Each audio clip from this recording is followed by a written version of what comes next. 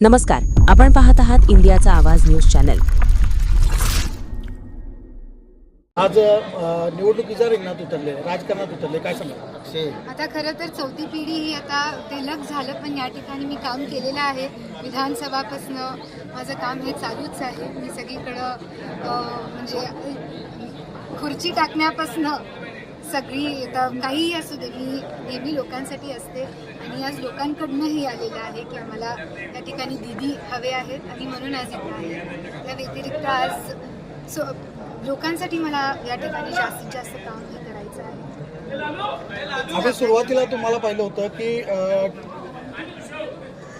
राहुल आवाडे साहेब लोकसभेची निवडणूक लढवणार होते आणि त्यासाठी तुम्ही कार्यकर्त्यांचा मेळावा घेतला होता आणि त्या कार्यकर्त्यांच्या मेळाव्यामध्ये तुम्ही तुमची भावना व्यक्त केली होती आणि त्या दिवसापासून जर आजपर्यंत आम्ही राजकारण बघतोय, तुम्ही कसं बघताय त्या? खरं ते हे पार्ट अँड पार्सल आहे, पण ते आता त्यांचं झालं आणि मी इथं खरं तर सोशल सर्व्हिसच्या लोकांसाठी काम करायचं आहे, हे डोक्यात ठेवून मी इथं आहे। असं कळतंय की तुमच्या निवडणुकीच्या विरोधात तुमच्याच कार्यकर्त्याला उभं केले जातं, त्याकडे तुम्ही कसं बघताय?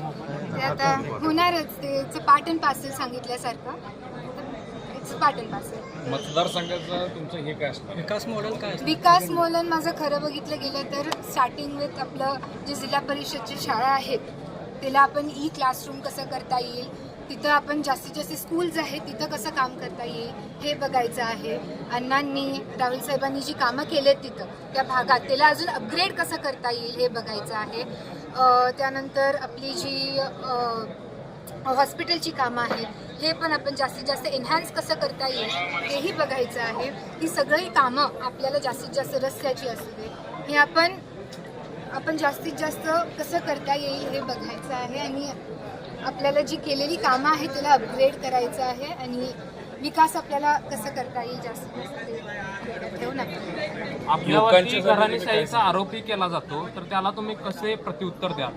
सॉरी, आपल्यावरती घराणेशाहीचा आरोपी केला आता जातो, ते पार्ट तेच सांगितले, जरी आता सगळ्यांवरती होतंयच ते, राहुल साहेबांवरती झालं होतं, अण्णांवरती, आज काम आपलं हे बोलते आपल्यासाठी आणि काम माझंही आतापर्यंत आहे म्हणून मला भाजपकडनं ही संधी मिळालेली आहे। खरं तर मग त्याच संधीचं सोनं मी या ठिकाणी करीन एवढी मी खात्री देते। एक कार्यकर्ते म्हणून तुमची ओळख आहे, उमेदवार मिळाले, काय सांगाल त्याबद्दल? मी खरं तर खूप मला माहिती नव्हतं आणि कार्यकर्ता म्हणून मी या ठिकाणी काम केलेली आहे आणि खरं तर 7 तारखेला माझं लग्न होतं, मग लग्न या ठिकाणी आपण पुढं घेतलेलं आहे। आता आपलं निकाल असणार आहे 7 तारखेला, मग या हिशोबानं आपण काम करत राहायचं आहे। अशाच ताज्या आणि विश्वसनीय बातम्यांसाठी आपण पाहत रहा इंडियाचा आवाज न्यूज चॅनल। लाईक करा, सबस्क्राईब करा आणि शेअर करायला विसरू नका।